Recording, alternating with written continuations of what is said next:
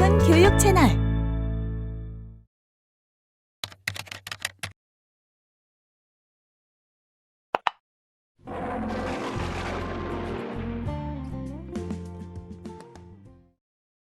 자, 오늘의 맞수는 허균과 이첨입니다.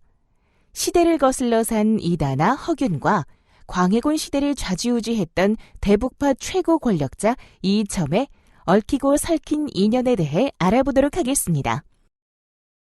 제가 질문 하나 드리겠습니다. 조선시대의 한글로 쓰여진 소설 중 대표작이라 할 수 있는 소설을 하나만 고르신다면 무엇을 선택하시겠어요?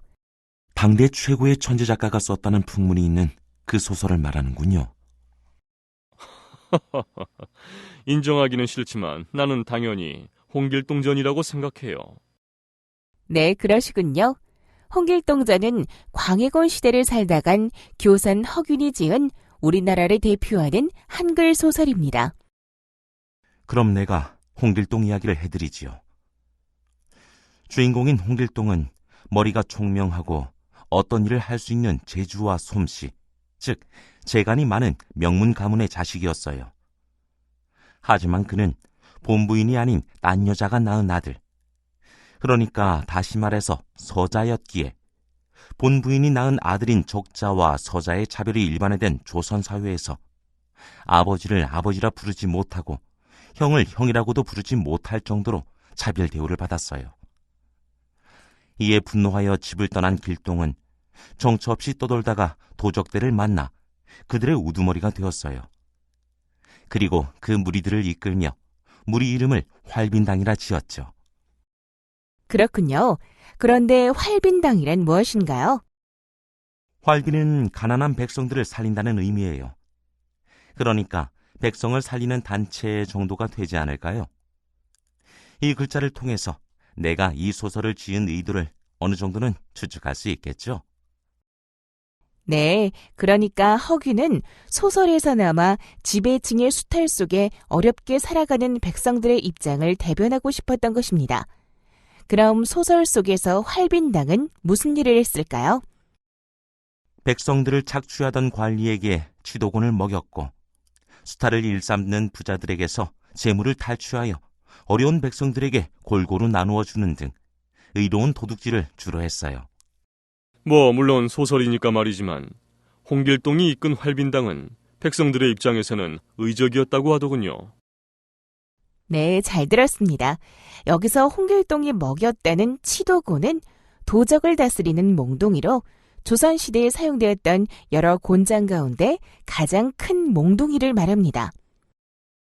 홍길동이 부정한 관리들에게 취도권으로 다스렸다는 것을 통해 의로운 도적이었다는 점을 부각시키려는 의도였죠. 어떻게 보면 도적이 도적을 다스린다는 게 모순 같기도 하군요. 홍길동의 이런 모습을 조정에서는 어떻게 보고 있었을까요? 조선 조정의 입장에서 활빈당은 골치 아픈 존재였지요. 맞습니다. 나라 전체를 혼란의 소용돌이로 몰아넣었기 때문이죠. 왕은 신출귀몰하는 그를 잡기 위해 동분서주했습니다. 하지만 홍길동이 누구예요? 신묘한 재주로 동에서 번쩍 서에서 번쩍하니 전 군사를 동원해도 도무지 그를 잡을 수 없었습니다. 왕은 결국 홍길동의 형을 특사로 보내 그와 단판을 지으려 했습니다. 아버지와 형의 간절한 애원에 홍길동은 한성으로 와서 임금을 만났습니다. 임금을 만난 홍길동은 왕에게 병조판사로 임명해주면 무리를 데리고 조용히 떠나겠습니다. 라고 말했죠. 길동이의 이런 말은 정말 어처구니가 없었지요.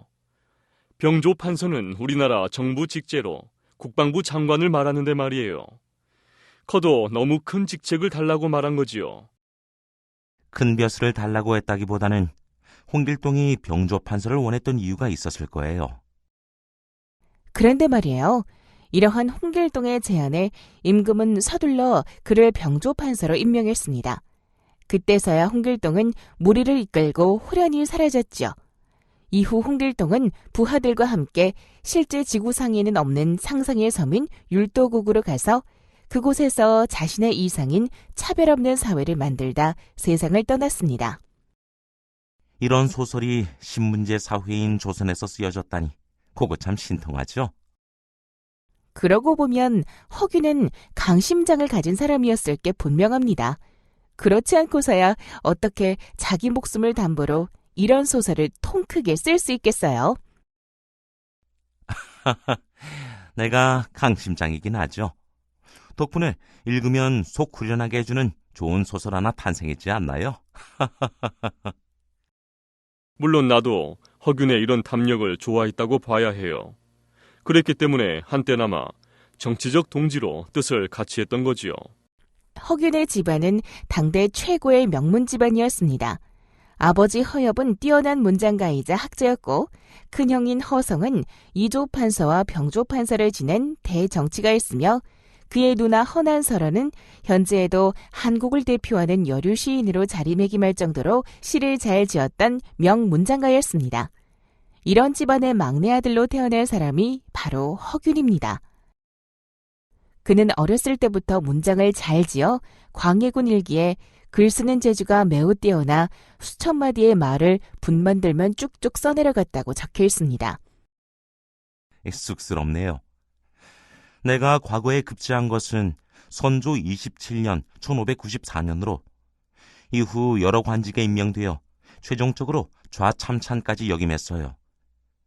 좌참찬은 현재의 국무총리실인 의정부에서 영의정, 좌의정, 우의정을 보좌했던 고위 관리지요. 하지만 나의 관직 생활은 굴곡이 매우 심했어요. 황해도 도사직에 있을 때 상소 때문에 관직에서 쫓겨났는데 그 이유가 상당히 황당해요. 한성의 기생을 데리고 가서 함께 살았다는 이유였어요. 또한 복직 이후에도 성리학을 고집했던 일반 사대부와는 달리 불교를 신봉하고 일탈 행동을 자주 해서 평생 동안 관직에서 6번이나 쫓겨났으며 무려 3차례나 귀향을 가야 했어요. 이러한 삶의 행로로 보았을 때 허균은 명석한 두뇌를 지닌 천재였음이 분명하나 현실과 타협하지 못하고 사사건건 부닥뜨렸던 시대의 이단아, 부적응하로 보아야 할 것 같습니다. 에이, 뭘 그런 표현까지. 사람들이 나를 그렇게 본다면야 어쩔 수 없지만 말이죠. 유배지에서 쓴 글에 당신들은 당신들의 법대로 사시오. 나는 내 멋대로 살겠소. 라고 해놓은 것이 있습니다. 그가 얼마나 당대 사람들과 소통하지 못했는지 여실히 알 수 있는 대목입니다. 허균의 이러한 좌충우돌 인생에서 전환점이 되는 일대 사건이 광해군 5년인 1613년에 발생했으니 칠서지옥이라는 사건입니다. 아, 기억이 나네요. 당대에 한가락한다는 집안의 서자 7명이 신분차별에 항의하는 난을 일으키려다 실패하고 말았는데 이 난에 내가 말려들었어요. 직접 가담하지는 않았지만 평소에 이들과 친하게 지낸 나였기에 7 서자들 뒤에 내가 있다는 소문이 시중에 떠돌았죠. 이로 인해 나는 절체절명의 위기에 빠졌는데 다행히도 이때는 별탈 없이 넘어갔어요. 맞아요. 허균의 뒤를 당대 최고의 권력자 이이첨이 지켜주었기 때문입니다. 잠시 역사 현장으로 가볼까요? 이번 역사 현장에서는 칠서지옥이 무엇인지 알아볼까요? 내가 나설 때가 왔군요. 조금 전에 칠서지옥에 대한 이야기가 나왔지요. 광해군 5년인 1613년에 서자 7명이 적서차별에 불만을 품고 반란을 일으키려다 미수에 그친 사건으로 알려져 있으나 대북파가 광해군 정권을 위태롭게 하는 임목대비와 영창대군을 제거하기 위해 의도적으로 확대했다는 설도 있어요. 허균이 이들의 뒤에서 난을 조정했다는 설이 시중에 유포되고 있어서 허균의 입장도 난처했었는데 바로 나, 이이첨, 당대 최고의 권력자였던 내가 적극적으로 변호하여 위기에서 빠져나왔지요. 자, 도와준 건 고맙게 생각해요. 그렇지만 우리 아직 할 이야기가 많이 있잖아요. 다음으로 넘어가시죠. 영상 잘 보셨나요? 오픈교육 채널 라이브 아트. 좋아요와 구독 버튼 잊지 말고 눌러주세요.